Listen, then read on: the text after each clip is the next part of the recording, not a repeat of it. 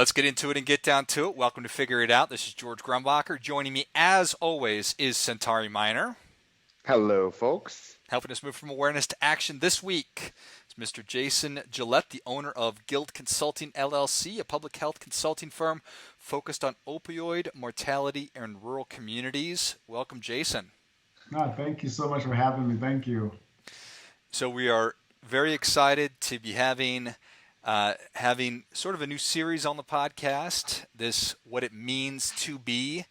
And I think a lot of it was, for lack of a better term, triggered by a lot of what's going on in the world today. And if I'm being honest, I'm not surprised that Centauri picked this one because obviously he does not know anything about what it means to be a black man. I picked this one. No, I think George hit the nail on the head in that, we were seeing all these things happen on social media, and there's clearly a disconnect in like what folks see as identities and how they are interacting with the folks of those identities. So we thought there has to be a way to humanize all of this, especially as we go into a very contentious election cycle where there's so much on the plate, right? But race, sexual orientation, gender, all of the things we're going to cover over the next few weeks. But I thought it would be a great place to start in probably the most polarized piece, which is race, especially as it relates to being a black man. So thank you so much, Jason, for being on here today. Oh, thank you. I'm excited. This is a really exciting opportunity. So looking forward to learning and having a conversation about this. Yeah, likewise. So, and just to sort of round out what Centauri was talking about, I think that we're all extremely frustrated by a lot of the national discourse and so much of the polarity and tribal nature of what's going on, and then cancel culture and everything else. And it seems like this idea of a safe space has become more of an annoying talking point than a real thing. But certainly that's really what we're interested in creating and having, is a safe space where we can have an actual conversation about things and make mistakes with our language and then learn from them. So again, Jason, thank you so much. Centauri, I think that we wanted to start out just by talking a little bit about what comes to mind for you and I when you think about what it means to be a black man. So if you would start us off, that would be great. Man, actually, I think it'd be more interesting if you start us off. Fair enough. And like Jason, I certainly thought a lot about this, and I have thought a lot about it. And Centauri, you and I have talked a lot about racism and systemic racism over the years, and we had a conversation about George Floyd some weeks back and probably months back at this point. But when I think about what it means to be a black man, or just black people just in general, I think that one of the first things that comes to mind is dynamic, and dominant. Black people, black men, black women dominate culture in America from a music standpoint, certainly from an athletic standpoint. My favorite athletes are Michael Jordan and Tiger Woods and Serena Williams. And you look at a guy like LeBron James, who can absolutely fill up a box score. But then the flip side of that coin is that black men dominate violent crime in America as well. And so I think about just it's incredible. It's a relatively small group of the population when you think about African American men, black men, and the impact that they have on society is extraordinary. So those are some of my thoughts there.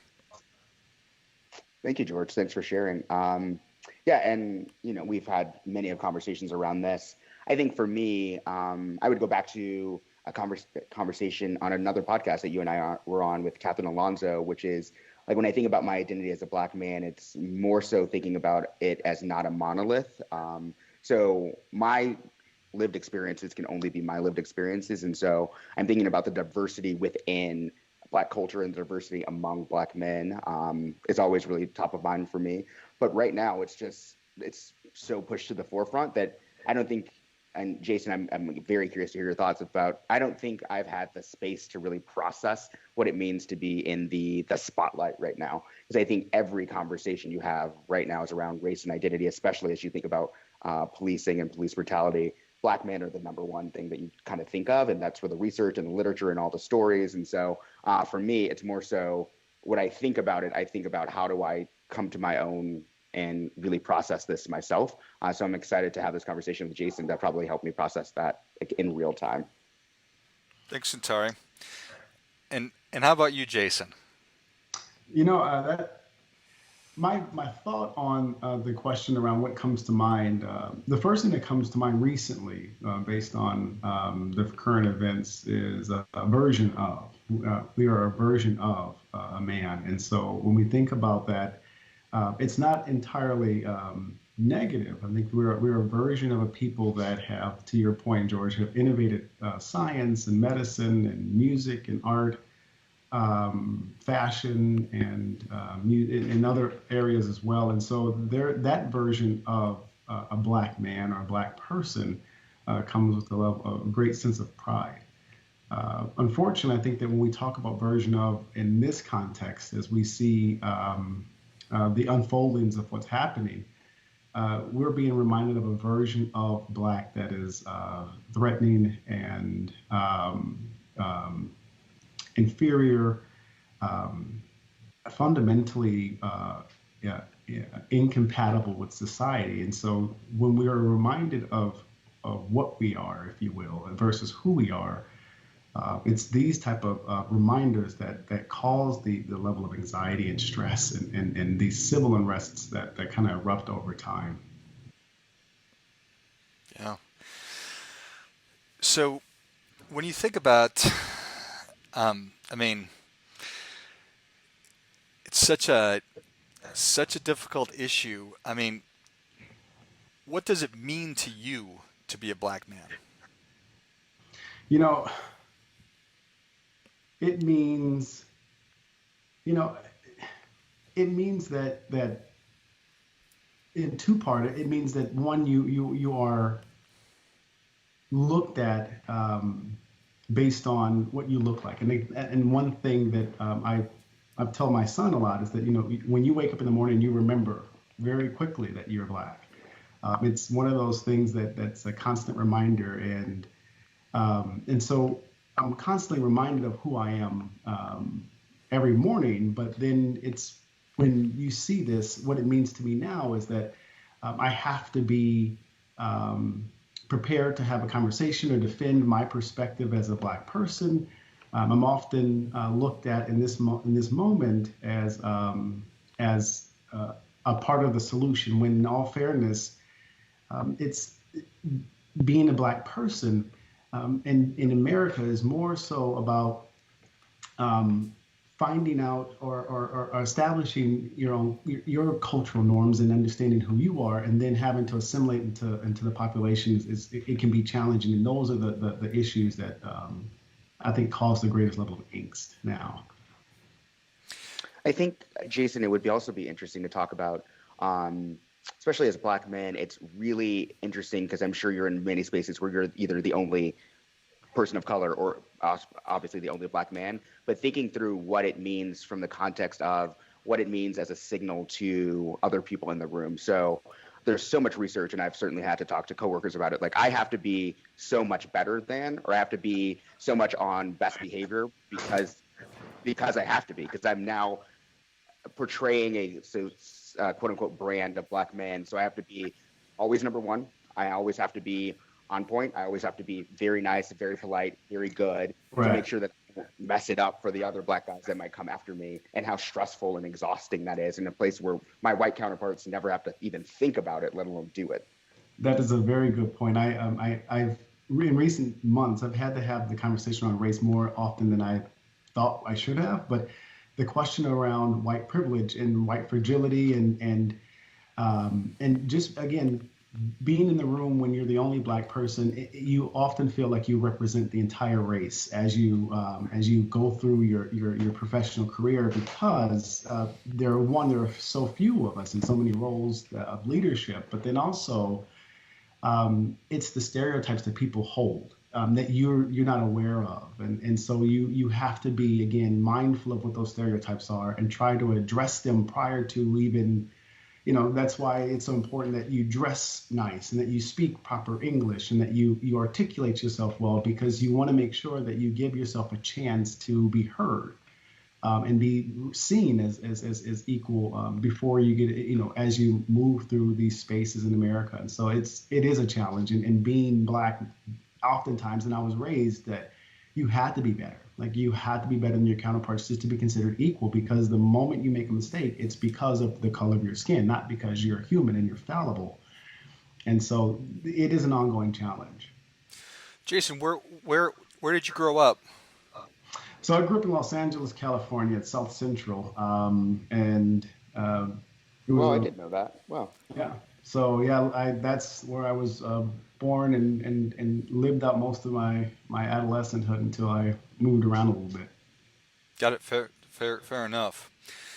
And I again, thanks for having this conversation. When you talk about talking to your son about what it is that you look like, you're reminded of that in the morning. How old is he, and how long have you been having that conversation with him? Yeah, so my son, he'll be 16 in a few weeks, and ever since he was a little kid, I've had to, I've tried to delicately balance between teaching him that everyone is beautiful and that everyone is worth your respect and should be treated equally. But then also balancing the fact that there are people out there that do not like you and they haven't met you yet, but because of the color of your skin, they have no interest in getting to know you, and they have no interest in seeing how valuable you are. And so you have to teach your children that, or at least I've had to teach my son that that shouldn't matter. That you focus on who you want to be every day, and as he grows up in Arizona, where he's always the minority and in every circle that he's in, it's hard for him to see race because he doesn't have to, he's been forced to, in a sense, that to kind of assimilate and not see race in its entirety, because he's always been the only black kid in his circles. And so he's seeing it more and more now as these events around social injustice are growing, and he's questioning who he is as a black young man. And so the conversation now is around how does he identify as a black man, and how is that okay at this moment? Like, it's okay to be who you are and what you are, and coming to grips with that as a teenager can be hard. Well, that's 1,000% true. It's tough for, I think, any teenager to just be a teenager right. and all that. Do you think that you'd be having these conversations with him at such a level if not for what's been going on? I mean, it's one of those things. It's like, I think that we all want to go through our coming of age and come to our own identity and however we want to be thinking about ourselves.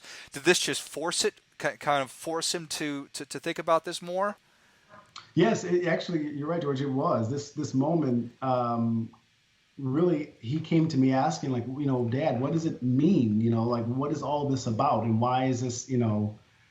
Why, how should I feel? I guess is one of the questions that he posed to me that I didn't know how to answer. It's like, how am I supposed to feel? I hear that, you know, I see what happens on TV. I see the black people and other races are upset about this, but he doesn't really see why he should be upset personally. And so navigating that with him and helping him to see that the history of why this is all an issue. And I think that I've had to share with him and multiple people that if you don't understand today, it's because you haven't looked back far enough. And you haven't taken the time to look at the history and say, hey, look, this hasn't been resolved since at least, I mean, let's just be generous and say 1863, right? But this hasn't been resolved since. And so when you see this upheaval, it's because of the historical context of what's happened in America with Black people and why we feel that, there needs to be significant change to make a difference in America. Jason, I don't know if you saw the article, and it's one that I've referenced so many times in The Root, which was the history of the Fed Up movement, which is, and I think, George, you and I talked about it on the podcast that we had, which kind of really chronicles probably 15 or 20 just big points of injustice. And so it does a really good job of saying, this isn't something that just happened this year and that all of a sudden Black people are upset. It's like, this is something you and I have been dealing with our entire lives, and now it's just finally getting publicity. I'm curious to hear, especially as it relates to your son, how do you talk about then being prideful and having pride as a Black man, especially in a world where there's a lot against you, him, me, us, and also just for our listeners, we're all in Phoenix, Arizona. I grew up in Phoenix, and your son is now growing up in Phoenix in a world where there aren't that many Black people anyway. Right. Talk to me about how you are seeing how you kind of get your sense of agency and pride from your identity. That's an excellent question. For the first part, I teach my son to measure himself based on his output. What does he do? Like, who is he as a child and as a young man? That's what he needs to measure himself by. And then the values that I've taught him over the years is to be honest, respectful, and kind. And I tell him, if you can do those three things, right? If you can just do those three things for the next 70 years, I think you'll be okay. And so um, his pride, or at least the way I see, I bring my I understand my value in our society, especially here in Phoenix, is because I take a sense of pride that I am usually one of the only Black men in the room around leadership, and so I take that as not an accident, but intentional. And then also, um, you know, it kind of bleeds into one of the other questions, but you know, it's almost like you have to be ashamed of yourself for some reason. Like you have to come to this space where, okay, I'm a Black person, and I need to prove that I am equal. And then and so that shaming, in the sense that society builds, is that you have to build this level of pride to compensate for the shaming that society comes oftentimes labels you with, or laps you with. And so I think that accomplishment, it's and one of the things that I think is important for me is to constantly be a part of the solution. And so when I'm in the conversation, I try to contribute to the best of my ability, so that way they see me, and and we're always guilty by association, but also liberated by association, because they see me and they see a Centauri, and they see the wonderful contributions that we make, and it does pave the way for those coming behind us. And we are intentional about that, because we have to be, because that's the stereotypes that we carry. Appreciate that. I'd like to go back and talk a little bit more about the conversations you've been having with your son, just because I think it's, I mean, my kids are 4 and 1, and so I'm looking forward to a million different headaches that raising boys is going to have, but also all these opportunities to have great conversations. If he is asking you, but why should I be upset personally? And maybe he's not really feeling and experiencing the injustice or the pain that these people on TV are experiencing. Why try to introduce that to him? Yeah.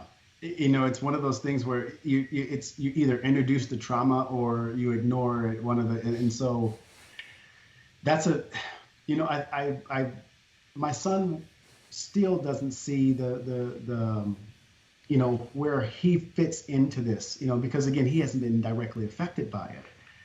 And I teach him that historically, African Americans have been marginalized, and that we've been told that we aren't good enough, and that our skin color is some type of inherent disability that we can't shake.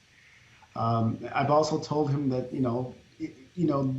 the ideologies of racism, and structural racism specifically, have just gotten more clandestine, right? And so it's really important, for him, though he may not feel directly connected or associated with the injustices now, to understand that how he carries himself will either mitigate or exacerbate those levels of injustices in his own life. And unfortunately, that's just because how well or how poorly African Americans assimilate into the society that we're in. Yeah, I certainly appreciate that. And I mean, I certainly can't put myself in your shoes and making that decision to have that conversation. But I think it's super exciting that you're obviously you are in a position where you accept responsibility and you step into the role of leadership, and you do so for your son, and you guys will no doubt figure that out together. Um, at some, it's I'm always curious if you feel at some point, if 1 or 2 generations from now, that if your grandson and your great grandson are still in the position where your son was, is it still important to keep talking about it? That's a good question. Mm, that's a really good, so here's the dichotomy in that thought. We talk about history as a way of learning. Uh, Also, we talk about history as a way of bringing up something that exacerbates an issue, right? And so, for instance, the Confederate statues, that's history, right? We see that as a display of history, but it's also a display of aggression, and it was intentionally, um, you know, uh, built that way as a stage of a sense of aggression. But as you as the generations continue to pass, if the issues continue to persist, then I think it's important to bring it up because we have to. I think that to understand where it comes from is always the important piece. And racism is a part ignorance and part fear, and then structural racism is both of those things mixed in with policy. And so I it's contingent. I'd say that if we're still having the same issues now that we're having, then that we're having now, then yeah, I think that you look at James Baldwin. He in 1964 he had this debate with Hensley, and he talks about the same things we're talking about now. He says that African Americans are being killed by the police. This is 1964. And so, here we are, fast forward, 40 some plus years. Now we have that it's the same narrative. And so my hope is that 50 years from now, when it was 50 years ago, we've come a lot farther because 50 years ago we were saying that we had the same conversation. So I'm not sure if it will change, and if it doesn't change, we have to keep this on the forefront because hate is taught. And so if hate is taught, then we have to teach why it's there if it continues and persists. Jason, thanks for sharing that. I'd be curious to know your thoughts on this idea of narrative. So as we talk through history, I think it's always fascinating when folks are talking about like ethnic studies or Black studies or whatever, Chicano studies, whatever it might be, and saying like, why should those be introduced to mainstream classrooms? And that was a big deal in Tucson. And now more than ever, we're seeing it's like there are some kids that get to college not understanding that slavery was a thing. Those kids are at 18 years old, then have to be deprogrammed. And so, George, to your question, it's like you should always talk about it. I mean, I'm very much a very proud American. Patriotism has been ingrained in me since elementary school. I know everything about United States history from a white perspective. Why wouldn't you understand that from the perspective of the marginalized? Because to Jason's point, you can't understand. All of this becomes very novel and like, oh, like, why are Black people so upset? Well, it's like, well, you haven't had a class to tell you why these things have happened. And so I think you always have to have those narratives top of mind for everyone, whatever gender, race, whatever that might be, so that people really understand, like, even if there is progress made, this progress wasn't always there. And so your dad in 2020 had to be on a podcast talking about this because of XYZ. I think it will always be important to have those narratives move forward.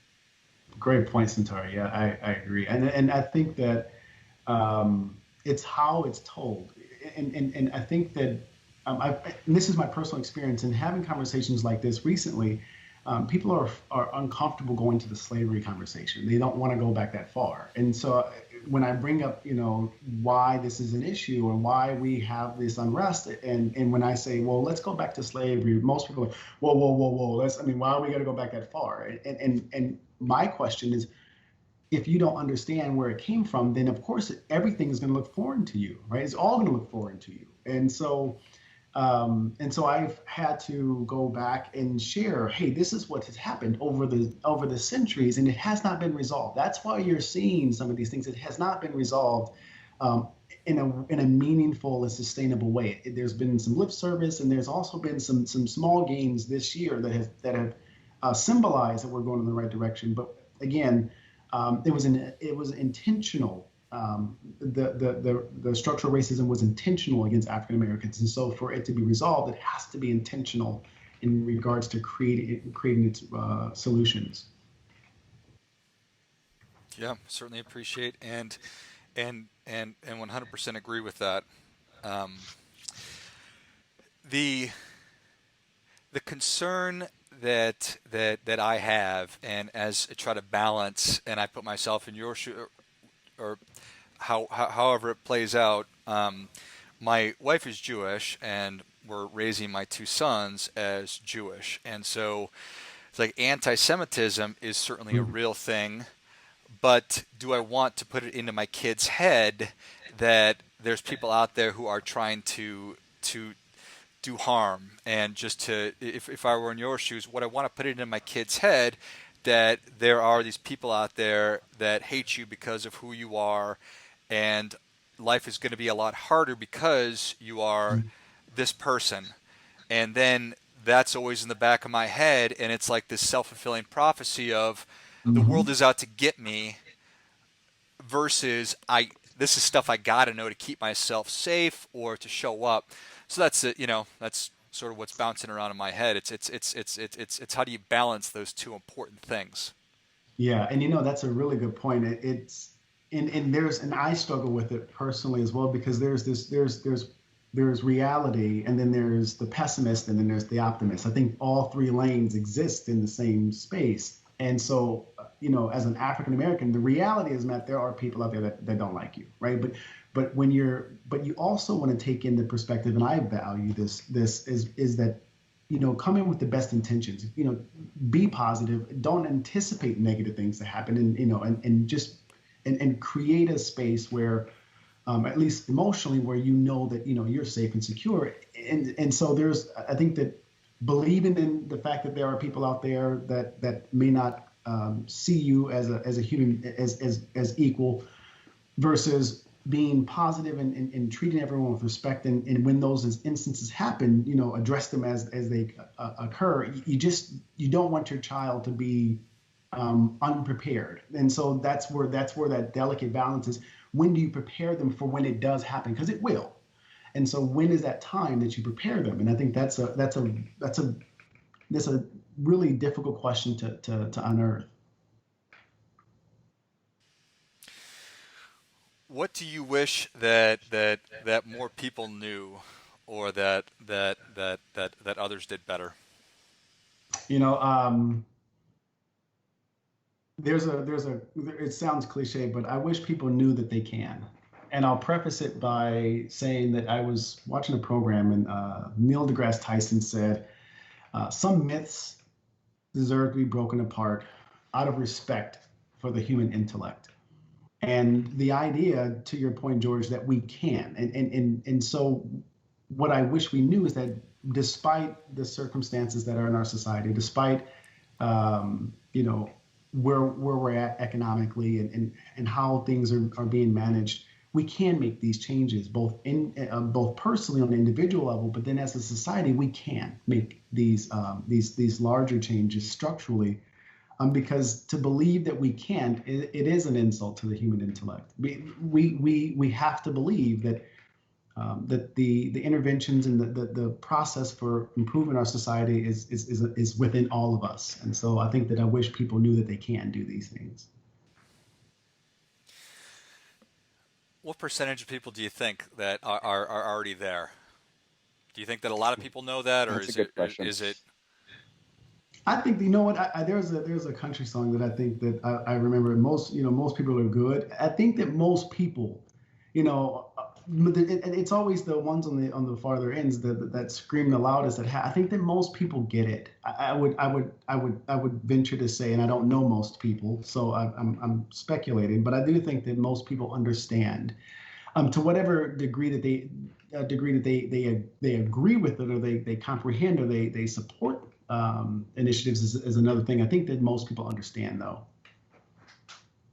Jason, do you feel in your I was having a conversation with the dean of the Herberger Institute at ASU, and he talked about how curiosity is no longer rewarded. And so I'm curious about how do you feel about curiosity in this, and what people can do to kind of have conversations that are going to be hard, that are going to be tough, but actually coming from it from a space where, and George is amazing at this, of just saying like, I'm curious about how this works, or I'm curious about what this looks like. Do you think most people are inherently curious? And what have you seen as folks have had conversations with you about how they bring their curiosity to the table? I think that you're right. Curiosity is penalized, and that is truly unfortunate. And I think that it's that curiosity that drives us to want to know one another, who we are, right? And I think that what we could do better is connect, and it takes that level of curiosity to connect, because if you're never curious about the people around you in your community, then you have no interest. Most people don't even speak anymore. Like I was at the grocery store, no one, like I said good morning, the person thought I was trying to assault them. I'm like, we're just so afraid of one another. We're not curious to just connect and be a part of this thing called society and community. I think that fear is driving a lot more of the day-to-day that we engage in, more than curiosity. And so I really wish that we were more curious as a society, and just genuinely interested in connecting with one another. Isn't that the truth? I think that fear is by far more dominant than curiosity is right now. It's like we've beaten the curiosity. Right. Right. Like the beatings will continue until you get more curious. It's like, man, I can't get curious because I'm afraid that if I say black versus African American, that you're gonna fucking just kill me. So game over. Which, speaking of, do you prefer? Do you think of yourself as a black man or an African American man? Funny. I think of myself as Jason, and then I just so happen to be black, and so I dig that. I dig that, man. Because the reality of the matter is that I do believe that I will always be the same person, and I think that my skin color, though I'm grateful for who I am, my skin color doesn't really tell much about me, except for the fact that my ancestors had some hot temperatures to deal with, right? And so I think that I really feel that being a black person isn't about being black as it is about being who you are, and then your skin color is just an outside indicator of just where you come from versus what you believe and what you value. It shouldn't tell you more about you than getting to know you should. Right? Your skin color should just tell you, hey, this person came from Africa, or whereabouts. Everything else is up to you to learn from that person, because they're all different. We're all different, and so we should definitely connect a lot better in a much more humanistic way. Amen. I think that I don't know who Centauri and I are going to have on to talk about what it means to be a white guy, but if it were me, I'd be like, that's the shortest conversation ever. It's like, my name's George. That's it. That I'm a white dude is perhaps immense privilege, and we can maybe get into that on another podcast. But anyway, I'm with you on that one, Jason. What else? As we've been going through this is pretty heavy stuff that we're talking about. What else is sort of jumping into your mind that you think we should be talking about? I love the question, what is true? And as a lover of science, I always think of what is fact. What can we actually objectively say is true? What is true is that recently there's been a discovery of a moon out on the orbit of Jupiter that is covered in ice. That is the truth. That is a fact. There is potential for water underneath this sheet of ice on this moon, and so there's potential for life. What is also true is that we're going through COVID, and this is literally history that we're standing in. There's not been a pandemic, and this pandemic is probably a once in a lifetime thing, 1918 being the last genuine pandemic that really rattled America.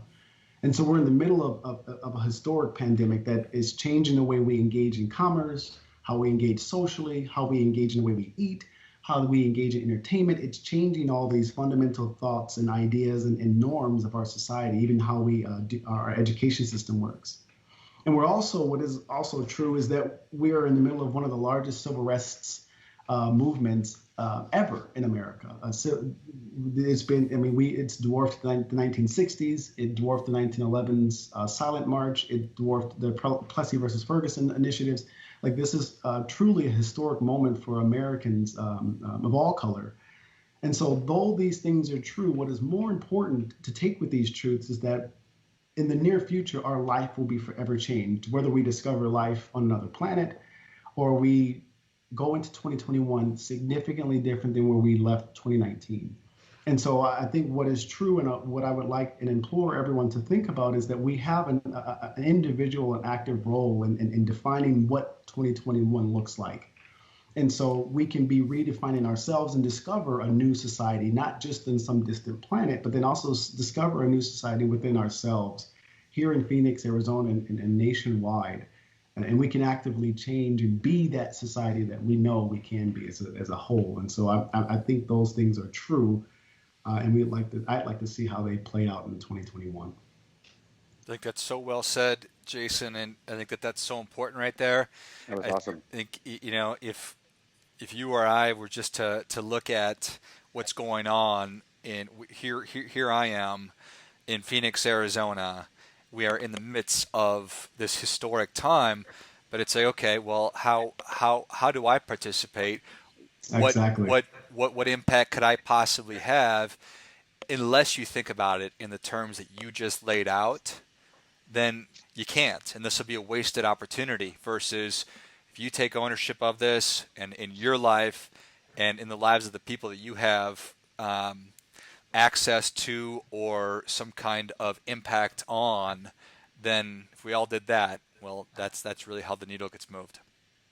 And I'll quote Benjamin Franklin as I often do, especially at this time. He says that justice will be served when those who are not affected are just as outraged as those who are. And so it's time for us to really reflect. Do we care enough about what society that we're trying to build? And are we checking our biases? Are we saying, you know what, I do have some biases and I can check them. We all do. And so I think that, the Black struggle as it is in closing, I think that it's not my struggle. I don't have a struggle with being Black. I think it's beautiful. It came with the car. I like it, right? And so at the same time, it's people who have a struggle with who I am and what I look like that makes it my struggle. So it's that adage with what you take makes me sick. It's like, well, your struggle with who I am is making my struggle real, when in all actuality, I don't really have one. So I'm excited to see how we move forward, and I'm really grateful for this opportunity. This has been a lot of fun. It's awesome, Jason. Thank you so much. My pleasure, man. My pleasure. Yeah, Jason, thank you so much. Where can people learn more about you? How can people engage with you? I definitely my website, guildhealthconsulting.com. We are working right now on opioid work, and we're also doing some great work in philanthropy. I am the chair of a Black Men's Giving Circle called REAP, which is Real Engagement Through Active Philanthropy.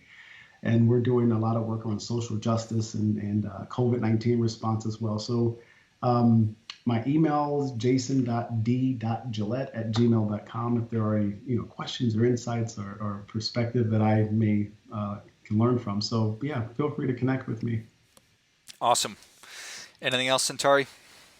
No, this is awesome, Jason. Thanks for sharing your perspective. Thanks for being our guinea pig. This is our first one, so it's gonna be hard for someone to top. But I respect your thanks for being thoughtful and intentional and really being vulnerable with your story. So this is awesome. Thanks, dude. Yeah. Thank you very much, both of you. Centauri, George, thank you.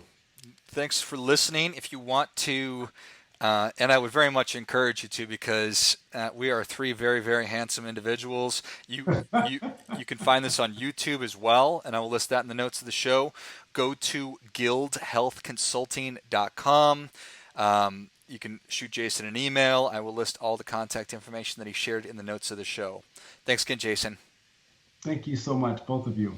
And as always, and especially, keep questioning, because the struggle is real.